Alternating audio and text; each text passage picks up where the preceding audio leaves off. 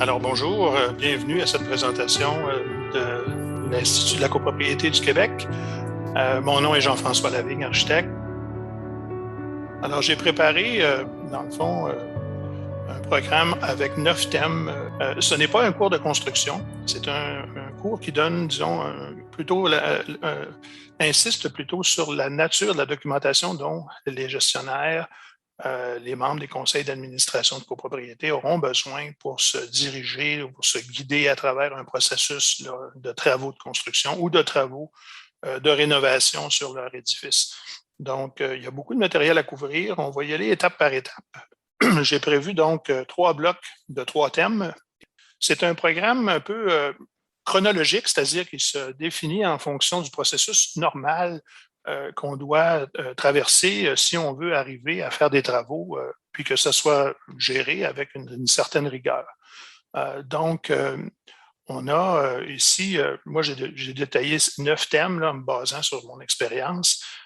Et ça va comme suit. Alors, le premier thème qu'on va aborder, c'est définir la portée des travaux, c'est-à-dire qu'est-ce qu'on veut faire exactement.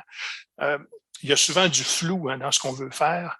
La différence entre une liste de besoins et une portée des travaux telle que définie à l'entrepreneur, parfois il y a une bonne distance, on va parler de ça. Deuxièmement, on va regarder qu'est-ce qu'on doit faire si on veut engager des professionnels, architectes, ingénieurs, arpenteurs, designers d'intérieur. Comment ces gens-là sont supposés de travailler ensemble pour le bénéfice du projet? Après, une fois que les professionnels sont engagés, ben, on va leur demander de préparer des plans et devis. On va regarder ensemble des exemples de plans, des exemples de devis. Qu'est-ce que ça doit contenir, ces documents-là, pour que ça ait une utilité au chantier et éventuellement pour que ça puisse servir d'instrument de contrôle sur le projet. Et donc, après qu'on a fini cette préparation de plans et devis, ben, il faut les approuver. Donc, pour les faire approuver, il faudra voir qui les approuve. Qui, du côté du syndicat, les approuve? Est-il nécessaire d'obtenir un permis de construction? On va discuter de cette dimension-là. Et ensuite, on arrive à une étape importante, dans le fond, où on doit obtenir des soumissions des entrepreneurs qualifiés, ce qu'on appelle aller en appel d'offres. Donc, on appelle des gens à venir nous faire des offres. Mais là, il faut que notre documentation soit complète à ce moment-là. Et une fois qu'on a reçu les soumissions, donc, le professionnel va regarder les soumissions, va faire une recommandation au syndicat. C'est très important, cette étape-là, pour des raisons légales. On va en discuter tout à l'heure. Et ensuite, on va négocier avec le soumissionnaire adjudicataire, donc, en général, le soumissionnaire qui a déposé la soumission avec le montant le plus bas, mais qui a rencontré aussi toutes les conditions de l'appel d'offres. Et là, on part. Les travaux commencent. On a besoin d'un échéancier. Il faut décider comment on va exercer la supervision et l'inspection des travaux. Qui va le faire? Qui va représenter le syndicat dans ce processus-là?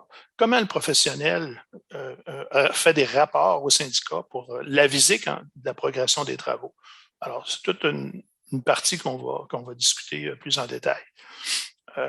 Finalement, on arrive à terme. Les travaux sont fini, terminé, ou plus ou moins terminé, ou terminé avec des déficiences, ou peut-être même terminé avec des travaux différés parce qu'on était surpris par les conditions hivernales. Il a fallu reporter certains travaux au printemps. Je donne un exemple, préparer le gazon.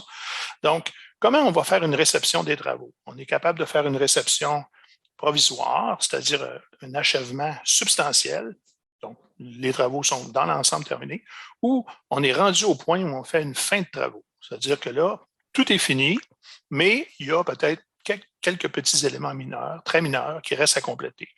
Donc, cette réception-là, c'est une étape importante pour le début de l'application des garanties. Donc, on va regarder ça ensemble et finalement, on va traiter des garanties légales et les garanties des manufacturiers de produits exactement. Bon. Qu'est-ce que cette présentation n'est pas? D'abord, ce n'est pas je suis un architecte. Hein, j'ai obtenu mon permis en 90, donc quelques années que je bourlingue dans le domaine, plus de 25 ans au service des copropriétés et des coopératives d'habitation.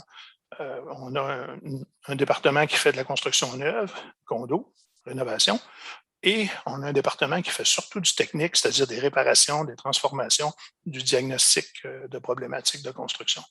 Donc, ce n'est pas l'exposé d'un avocat.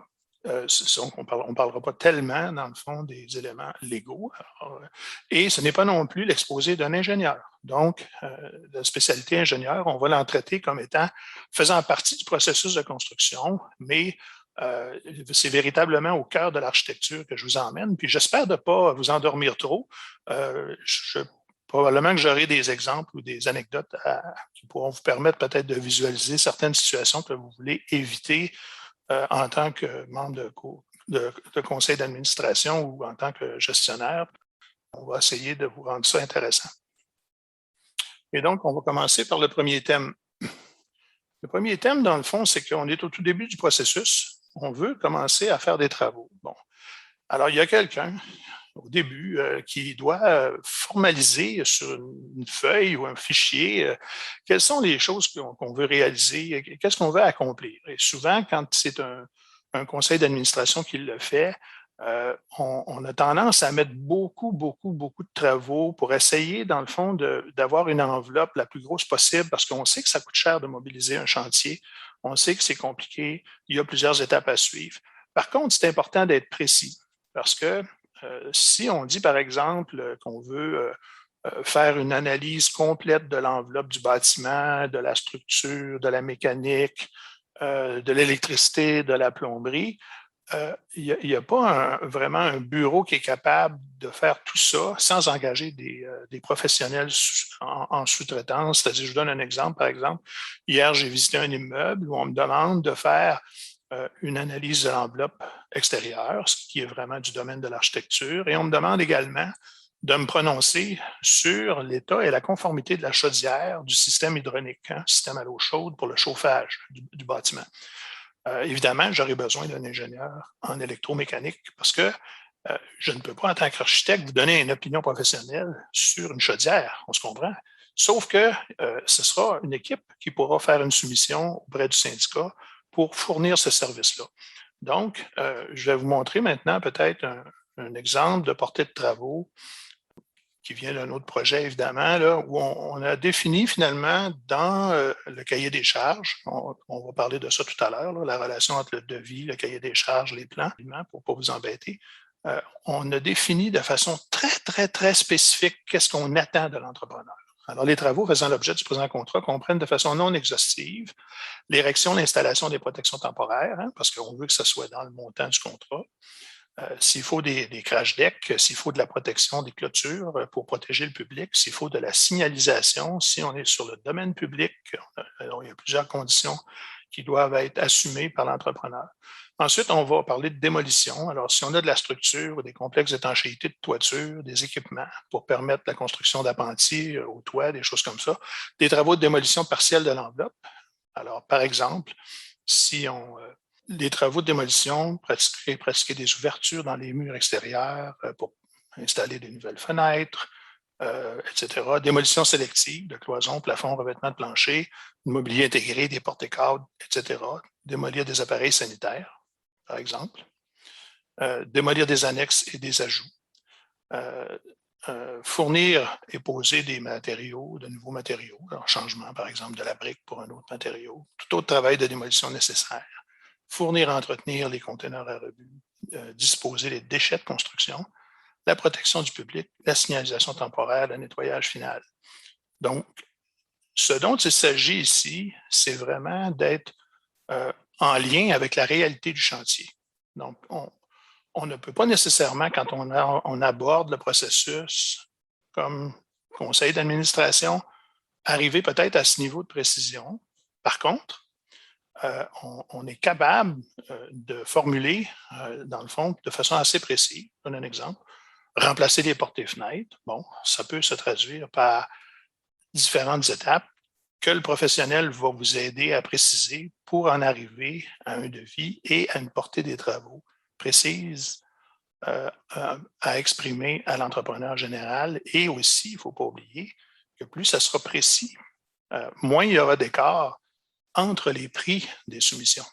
Alors, c'est très important, cette rigueur-là, si on ne veut pas se retrouver, comme je l'ai déjà vu, avec des écarts de 200 entre des soumissions, ce qui peut créer véritablement un problème, parce qu'on ne sait plus on ne sait plus, dans le fond, qui a raison sur l'exécution du contrat. Donc, tout ça pour dire que dès le départ du projet, vous avez besoin de préciser aux professionnels une portée des travaux raisonnable et complète.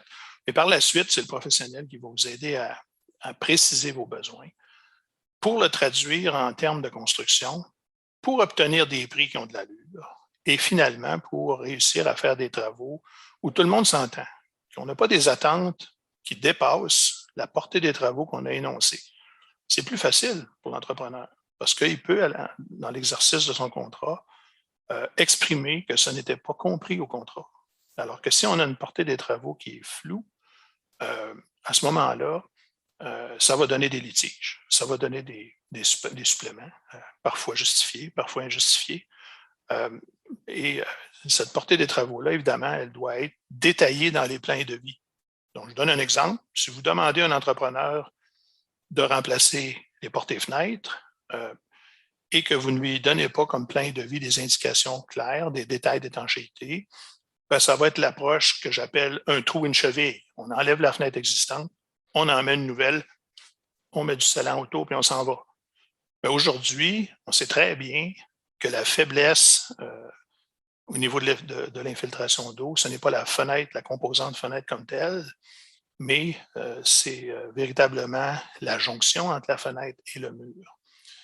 Donc, ça devient extrêmement important d'avoir spécifié dans les plans de vie quel genre de solinage intramural, quel genre d'étanchéité on veut faire, comment on veut modifier le tour de l'ouverture, par exemple, pour arriver à ce que quand on insère la fenêtre, elle soit non seulement durable en elle-même, mais que l'installation soit durable. Et maintenant, depuis quelques années seulement, il y a une norme d'installation de fenêtres. Auparavant, il n'y avait qu'une norme de fabrication. Donc, on fabriquait des fenêtres. On avait sur ces fenêtres-là des tests d'étanchéité, de résistance au vent, à la pluie et même à l'infraction, mais il n'y avait pas de norme qui gouvernait la pose des fenêtres. Donc, n'importe qui posait des fenêtres, n'importe comment. Et nous, comme architectes, dans le cadre de nos inspections et dans le cadre de nos expertises, on diagnostique souvent des problèmes d'infiltration pourtour des ouvertures. Bon. Alors, ça fait un peu le tour de la portée des travaux. Que mon deuxième thème, si vous rapportez dans le fond au programme, on avait parlé d'engager des professionnels. Donc, le CA s'est réuni, a été conseillé peut-être par, il y a toujours des gens qui connaissent, des ingénieurs à la retraite, il y a peut-être des architectes à la retraite sur votre CA. Il y a peut-être un autre professionnel de la construction, peut-être un entrepreneur chevronné qui fait partie du CA ou qui peut être un copropriétaire que le CA va déléguer pour aider techniquement. Je vois ça assez fréquemment maintenant. Le CA va aller chercher un copropriétaire puis il va lui donner comme mandat d'être le point de la liaison, dans le fond, entre le CA et le professionnel. C'est très bien parce que là, on commence à se comprendre un peu mieux. C'est sûr que la construction, c'est un monde, il y a énormément de vocabulaire à assimiler. Il y a des notions, il y a des principes. Et c'est pour ça que c'est toujours mieux dans un processus normal de se faire accompagner par un professionnel. Là, vous allez me dire, bon, c'est un architecte qui parle, donc il vend des services d'architecture, et c'est tout à fait exact. Par contre, ce que je dirais, c'est que si vous n'êtes pas bien accompagné, si vous n'êtes même pas accompagné par un professionnel, vous risquez de vous retrouver dans une impasse. Je donne un exemple. On sait que la toiture doit être faite. On téléphone à 3 couvreurs. Alors, les 3 se déplacent, je l'espère, vont aller sur le toit, si c'est possible d'accéder au toit. Et par contre, vous allez recevoir des prix totalement différents. Pourquoi? Parce qu'il y a peut-être un couvreur là-dedans que lui, il est vraiment orienté pour refaire une toiture en TPO, hein, donc en monocouche. Et il est habitué de travailler avec ce produit-là. Il va vous vanter les mérites et c'est ça son pain et son beurre. Un autre couvreur, lui, il est habitué de travailler dans l'élastomère, puis il a une bonne relation avec son fournisseur, il a des belles escomptes. Donc, lui, il ne veut rien savoir de la TPO, il veut travailler avec l'élastomère. Le troisième, lui, c'est un couvreur à l'ancienne. Lui, là, ce qu'il vous ferait, il vous ferait une membrane asphalte et gravier avec des plis de feutre puis de la gravelle par-dessus. Bon, d'accord. Alors là, vous allez avoir 3 solutions techniques différentes. Vous allez avoir 3 perspectives de durabilité différentes. Et donc, ça ne marche pas, ça. On ne peut pas passer directement d'un besoin de travaux à l'exécution. Il faut qu'il y ait quelqu'un qui regarde ça. Donc, qu'est-ce que le professionnel va faire? Quand je dis professionnel, j'utilise souvent ce mot-là. Là. Hein, la Régie du bâtiment reconnaît 3 sortes de professionnels. Les architectes, les ingénieurs, les technologues professionnels, hein, ceux qui sont membres de l'Ordre des technologues professionnels.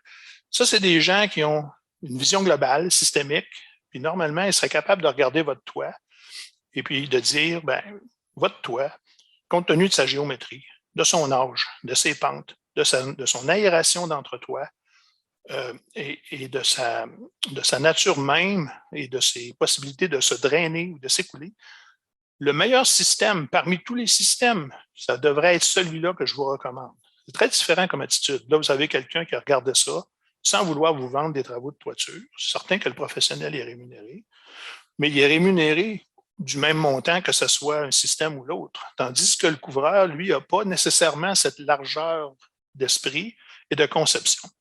Et des fois, je choque les gens en disant, un entrepreneur, ce n'est pas un expert en construction. Pourquoi je dis ça? C'est que souvent, l'entrepreneur, qu'il soit spécialisé ou général, a une vision quand même qui est centrée sur l'exécution des travaux. Donc, connaissance des produits, exécution des travaux, l'ordonnancement des sous-traitants. Je respecte énormément les entrepreneurs qui ont du talent pour faire ça, puis d'arriver dans des délais raisonnables, dans des prix raisonnables. Mais un expert en bâtiment, donc un professionnel, c'est quelqu'un qui regarde ça dans l'ensemble, puis qui est supposé de vous trouver la meilleure solution pour votre installation actuelle. C'est différent comme attitude. Et c'est ça qu'on regarde aujourd'hui. On regarde ce que moi j'appelle un processus normal de gestion des travaux, parce qu'il y a toutes sortes de processus anormaux. Hein. Il y a des processus aujourd'hui où on appelle directement un sous-traitant. Donner un exemple, j'ai un dossier actuellement, ça fait déjà 4 ans, 3 interventions sur de l'étanchéité murale et on n'a toujours pas empêché l'eau d'entrer. Donc là, il y a vraiment un problème. Alors, je leur demande s'il y a eu expertise d'enveloppe. Est-ce qu'il y a eu un expert qui a regardé ça? C'est toujours pas le cas. Alors, on se fait faire des interventions, on dépense de l'argent sans garantie et c'est malheureux, mais la problématique continue. Donc, toujours intéressant pour le syndicat de s'allier un professionnel pour regarder la situation avant de passer à l'action. Voilà. Maintenant, les professionnels dont vous aurez besoin, je vais passer rapidement sur l'arpenteur parce que je présume que plusieurs d'entre vous n'êtes pas dans des situations de nouveaux projets. Vous êtes déjà des copropriétaires ou des gestionnaires ou des membres de conseils d'administration de bâtiments, de syndicats ayant des bâtiments existants. Donc, à moins d'avoir une problématique de droit de passage ou de limite de propriété ou je sais pas moi, d'avoir à faire des travaux le long de la ligne zéro. Hein, ça, c'est des problèmes. Parfois, on n'est pas sûr exactement où est la ligne de propriété. Il faut s'échafauder. On a un voisin. Donc, c'est dans ce cas-là qu'on aura besoin d'un arpenteur pour tout ce qui touche le lot, la relation du bâtiment au terrain ou à l'emprise de rue, c'est-à-dire la zone qui appartient à la ville entre la rue et votre limite de propriété. Donc, après ça, il y a l'architecte, évidemment. L'architecte, c'est quoi au juste? Ben, c'est quelqu'un qui est un peu comme un médecin généraliste, hein? Sans vouloir diminuer mes collègues qui ont des spécialisations. L'architecte, il est capable de regarder ça de façon systémique, d'intégrer, dans le fond, des travaux qui viennent des autres professionnels, par exemple des arpenteurs, des ingénieurs, des designers, puis aussi d'assurer une conformité au code du bâtiment. Hein. Si les architectes étaient une secte religieuse, je pense que leur livre de base, ça serait le code du bâtiment. Donc, c'est notre pain, notre beurre. On doit constamment s'assurer de la conformité. Pourquoi? Ben, d'abord, souvent, on prépare des demandes de permis. On ne veut pas que ça rebondisse. On doit faire nos devoirs. Puis, on est à même de conseiller les syndicats quand il s'agit, par exemple, de questions de sécurité incendie, distance entre les issues. Tout ce qui touche la conformité au code du bâtiment, c'est vraiment le pain et le beurre de l'architecte. Et aussi, évidemment, l'enveloppe. Donc, l'enveloppe du bâtiment, c'est tout ce qui habille le bâtiment qui n'est pas la structure. Donc, la toiture, les matériaux, les murs, les portes et fenêtres, et évidemment, tout ce qui touche la circulation dans les bâtiments. Donc, ça, c'est vraiment la pratique de l'architecte. Puis aussi, il y a comme un rôle de chef d'orchestre, si on peut dire. Là, on dit ça bien modestement, là, parce que, dans le fond, il y a des spécialistes pour, par exemple, traiter des problèmes de structure. Si vous avez, je ne sais pas moi, une problématique de fissuration dans votre garage souterrain, ça vous prendra certainement un ingénieur en structure. Si vous avez des problématiques d'unité de compensation d'air frais au toit, puis que c'est insoutenable, ça va prendre un ingénieur en mécanique. Donc, parfois, quand la portée des travaux est bien définie, on peut se consacrer, disons, sur une discipline, si par exemple on a un problème vraiment de structure. Mais souvent, les problèmes ne viennent pas tout seuls. Alors, je donne un exemple. On a de la fissuration au niveau de la maçonnerie parce qu'il y a une problématique de fondation. Ben là, on va peut-être faire examiner la fondation par un ingénieur en structure, mais ce n'est pas lui qui va prendre la relève pour assurer l'étanchéité du mur si on doit reconstruire une partie de ce mur-là. Donc, c'est vraiment un travail d'équipe entre professionnels en fonction de la portée des travaux. Le technologue, évidemment, qui est technologue professionnel en construction, qui a une excellente expérience. Par contre, dans certains types de bâtiments, notamment des bâtiments à hauteur, ne peut pas signer des plans de vie. Hein. C'est important de le savoir parce qu'ils sont limités, leur pratique est limitée en nombre d'étages et en superficie. Donc, quand les bâtiments ont une certaine grosseur, ça prend un architecte pour signer les plans de vie. Et le rôle de designer d'intérieur, évidemment, sans vouloir leur enlever leur compétence, qui est fabuleuse au niveau de la représentation, de l'animation des espaces communs, de l'éclairage, du choix des matériaux, des habillages de fenêtres, mais ce n'est pas la bonne personne pour donner des avis sur la conformité au code du bâtiment. Et ce n'est pas non plus un professionnel reconnu pour faire des interventions qui touchent à l'architecture. Donc, pour l'enveloppe, ce n'est pas un designer d'intérieur. Pour ce qui est également des corridors communs, des distances de parcours, des systèmes de sécurité incendie, des toitures, on oublie ça. Donc, il faut quand même choisir le bon professionnel ou la bonne professionnelle en fonction de la portée des travaux initiales qu'on s'est donnés. Puis après ça, on forme une équipe. Là, c'est ça, votre professionnel devrait être quelqu'un à l'écoute pour pas, dans le fond, diverger de vos besoins initiaux et vous accompagner. Là, c'est le mot-clé. Si on avait un mot-clé là aujourd'hui, ce serait l'accompagnement. Toujours la qualité de l'accompagnement, c'est très important parce que c'est un processus qui ne dure pas juste une semaine ou deux. Ça peut durer plusieurs mois. Nous, on est en train de préparer des plans de devis pour l'an prochain. Donc, on voit déjà, là, c'est un processus parfois qui peut s'échelonner sur une année complète. Et quand on a des projets par phase, parce que pour des raisons budgétaires, le syndicat a besoin de mettre ça, de faire des travaux par phase, bien, ça peut s'échelonner sur plusieurs années. Je vais arrêter de vous prêcher sur des principes généraux. Et la prochaine étape, dans le fond, ce que je vais faire, c'est que je vais vous emmener au cœur des plans et devis. Pourquoi? Parce que c'est utile, si vous n'avez pas cette expérience-là, de voir clairement de quoi on parle quand on parle de plan, quand on parle de devis, quand on parle de devis sur plan, quand on parle de soumission. Alors, ce n'est pas le même document, ça ne sert pas la même utilité. Donc, je vais commencer peut-être à vous présenter un exemple de dessin. Donc, dans le fond, ici, ce qu'on regarde, c'est un cahier de plan. Vous voyez qu'il y a des notes générales. On appelle ça de conformité. Ce n'est pas vraiment un devis comme tel. On verra tout à l'heure le devis. Ensuite, il y a une légende là, qui permet d'expliquer qu'est-ce qu'on veut faire. C'est un projet surtout de maçonnerie, donc il y a du rejointoiement, il y a de la reconstruction. Et là, ce qu'on a fait, dans le fond, c'est qu'on a fait une cartographie des dommages ou des zones à réparer. Alors, il y a certaines interventions sur le toit. Ici, il y a quand même une bonne dose d'intervention sur les façades. Alors, vous voyez qu'il y a des zones qui sont carrément à reconstruire en rouge et des zones en vert qui sont à réparer au moyen d'ancrages hélicoïdaux pour empêcher des déformations, qu'on appelle le ventre de bœuf. Donc, ça, c'est une documentation qui est prête à aller en soumission.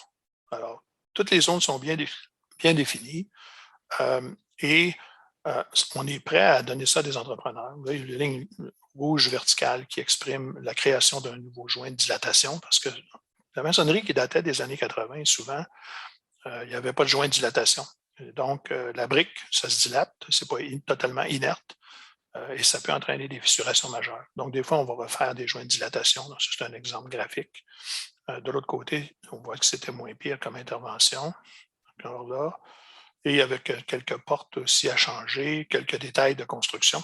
Donc, ça, c'est véritablement un cahier de plan. Un cahier de plan pour un petit projet d'intervention sur façade avec l'information assez complète pour un entrepreneur général d'une part, qui doit, lui, engager plusieurs entrepreneurs spécialisés. Donc, il y a besoin d'un couvreur, il y a besoin d'un maçon, il y a besoin d'une compagnie de portes et fenêtres. Et donc, c'est certainement un contrat quand même significatif au niveau des frais. Et le kit de plan qu'on appelle, parce que un plan, c'est un plan, là, donc une figure géométrique, ça, c'est un plan, là, on regarde de haut. Mais ça, ce n'est pas un plan, c'est une élévation qu'on appelle, donc c'est une vue de côté. Alors, quand on dit plan et devis, ce qu'on veut dire, dans le fond, c'est l'ensemble des dessins. Alors, si on résume, des plans, pour ceux qui ne le sauraient pas, ce sont des dessins, et un devis, c'est un texte. Alors maintenant, ce que je vous présente, c'est un document 8,5-11, donc c'est un texte. Et ce texte-là, dans le fond, c'est le devis comme tel. Ce n'est pas seulement qu'un devis, c'est aussi ce qu'on appelle, nous autres, dans le jargon, un cahier des charges. Bon, revenons un tout petit peu en arrière. On va commencer par dissiper une confusion. Parfois, on appelle devis une soumission d'entrepreneur. Alors, on dit à l'entrepreneur, envoie-moi ton devis. En réalité, ce qu'on demande, c'est une soumission. Ce ne serait pas vraiment normal que ce soit l'entrepreneur qui rédige le devis, c'est-à-dire qu'il choisisse qui définissent la portée des travaux, qui choisissent les produits et leur installation. Ça devrait normalement être le professionnel qui a rédigé son devis, qui le donne à l'entrepreneur, et l'entrepreneur, lui, fait son estimé en fonction de ses coûts de main-d'œuvre et de matériaux pour vous donner une soumission. En Europe, c'est assez courant. En France, on parle de devis pour parler d'une soumission, tandis qu'ici, le sens est un peu plus restreint. Donc, ici, ce que vous avez devant vous, c'est un cahier, dans le fond, qui accompagne les dessins qu'on a vus tout à l'heure, qui, lui, contient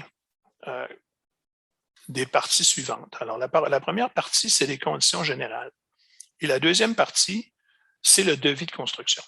Donc, quand je m'en vais en appel d'offres pour un syndicat, pour faire des travaux, que ce soit des travaux de rénovation, de réfection de murs, de toits, et même de transformation. Hein, on a des dossiers parfois où il faut remplacer le parement extérieur de A à Z. Non seulement on va avoir un devis de construction où on va expliquer pour chaque discipline quels sont les travaux qui doivent être faits, mais on va avoir une partie qu'on appelle les conditions générales, c'est-à-dire tout ce qui régit l'accès au chantier, le déroulement du projet construction. Alors, on va regarder un petit peu plus avant qu'est-ce que ça veut dire les conditions générales, mais il serait impensable de donner à l'entrepreneur des plans de devis sans avoir discuté ou fait part des conditions générales. Je vous donne un exemple. Si vous avez des conditions d'accès particulières, vous voulez savoir par où l'entrepreneur va passer, où est-ce qu'il va mettre son matériel. Hein? Allez-vous procurer des espaces de stationnement dédiés à cet effet-là? Est-ce qu'il aura une roulotte de chantier?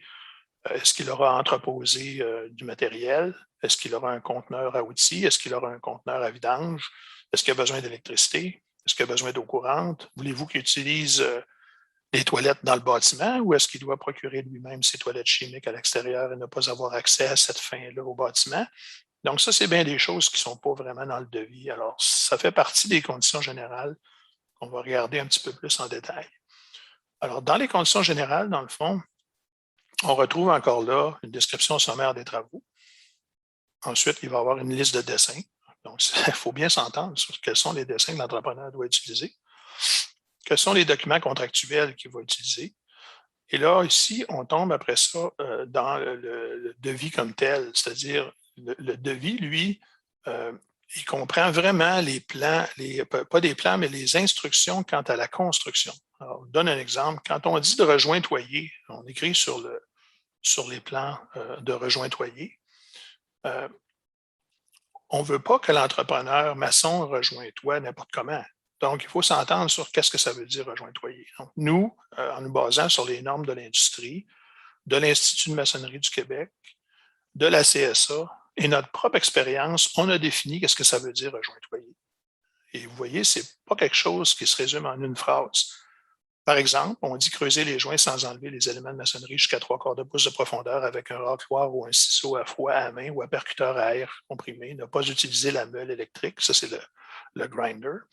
L'acier radial avec lame de diamant de 100 mm est acceptable pour les joints horizontaux seulement par des maçons expérimentés. Déjà là, ça cadre pas mal comment l'intervention va se faire. Et le but, évidemment, c'est de préserver la qualité de la maçonnerie existante, qu'elle ne soit pas détériorée lors des travaux de rejointoiement. Et après ça, toutes les autres étapes sont énoncées. Donc, vous voyez que mettre le mortier en place en compactant en 3 couches successives, hein, ça veut dire quelque chose. C'est que c'est une norme pour permettre le séchage progressif des joints, puis avoir une belle compaction dans le joint creusé. Alors, ça, c'est vraiment du devis de construction. Vous imaginez facilement que je ne peux pas mettre ce texte-là dans un dessin. Sinon, mon dessin serait tellement chargé, il serait illisible. Donc, 2 documents complémentaires, les plans et les devis, ça fonctionne ensemble. Alors, même la reconstruction, on a défini qu'est-ce que ça voulait dire, la démolition, etc. Donc, HEL, ce sont des ancrages hélicoïdaux qu'on utilise. Et là, on passe section par section. Qu'est-ce qu'on doit démolir? La maçonnerie, on a choisi la brique. Quel est le format? Quel est le fabricant? Quelle est la couleur? Vous comprenez bientôt qu'on ne peut pas mettre toutes ces indications-là dans des dessins. Des blocs de béton. Alors là, on l'a défini, le format, la couleur, le fabricant. Et ensuite, très important que ce soit défini, que les mortiers pour le rejointoiement, le type de mortier, ici, on utilise un type O. Et pour la reconstruction de briques, à ce moment-là, on utilise un type S. Donc, il y a des variations, il y a des qualités différentes, des usages différents. Donc, ça, c'est vraiment à l'architecte de définir, dans le fond, les produits qui vont de pair avec les matériaux à utiliser. Alors, les connecteurs à maçonnerie, les chantepleurs, les joints de dilatation, etc. Alors là, je passe un peu rapidement parce que, dans le fond, vous comprenez le principe, puis le but, ce n'est pas d'examiner entièrement ce projet en particulier, mais plutôt d'avoir une idée générale de ce que le devis apporte comme information complémentaire au plan. Alors, par exemple, dans les portes et fenêtres, pour les portes extérieures, on a défini les battants, les bris thermiques, le modèle en aluminium anodisé commercial, fini aluminium couleur noire, coupe-froid magnétique, seuil adapté, etc. Donc, vous voyez, c'est toutes des informations on ne pourrait jamais mettre ça sur un dessin. Et d'autre part, on ne voudrait pas laisser ces informations-là à la discrétion du fournisseur de porte qui nous donne quelque chose qu'on ne sait pas quoi tant qu'on n'est pas arrivé au chantier. Là, c'est trop tard pour réagir. Donc, il faut vraiment s'entendre au départ. Il faut que le professionnel, l'architecte, définisse la quincaillerie, définisse les éléments qui sont requis pour l'appel d'offres. Et ensuite, on aura vous voyez ici, là, ce devis-là est relativement simple parce que les sections 10 à 16 ne sont pas applicables. Alors, il n'y a pas d'ébénisterie, il n'y a pas de construction spéciale, il n'y a pas d'ascenseur, il n'y a pas de mécanique, il n'y a pas d'électricité. On parle d'un projet de travail de réfection d'enveloppe. Donc, dans ce temps-là, on écrit que ces sections-là ne s'appliquent pas. Et là, vous avez un devis, puis par la suite, vous avez ici une fiche technique qui est bien utile quand on va en soumission pour spécifier au soumissionnaire quel est le produit qu'on veut utiliser. Alors, dans ce cas-là, ce sont des ancrages hélicoïdaux pour rattacher la maçonnerie de briques à son arrière-mur pour éviter les déformations. C'est une belle fiche technique qu'on a insérée ici. Donc, ça permet vraiment d'arriver à des soumissions dont les montants sont dans un écart raisonnable. Hein? Un écart de 10 quelque chose comme ça. Là, on peut vivre avec ça. Un écart de 100 dans les soumissions, il y a vraiment un problème. Et parfois, le problème, il est à la source. C'est-à-dire, c'est les précisions dans les documents, plans et devis, ces précisions étaient insuffisantes ou il n'y en avait pas. Et donc, les entrepreneurs ont suppléé au manque d'informations au meilleur de leurs connaissances. Et certains vont utiliser des produits bas de gamme, d'autres des produits plus haut de gamme.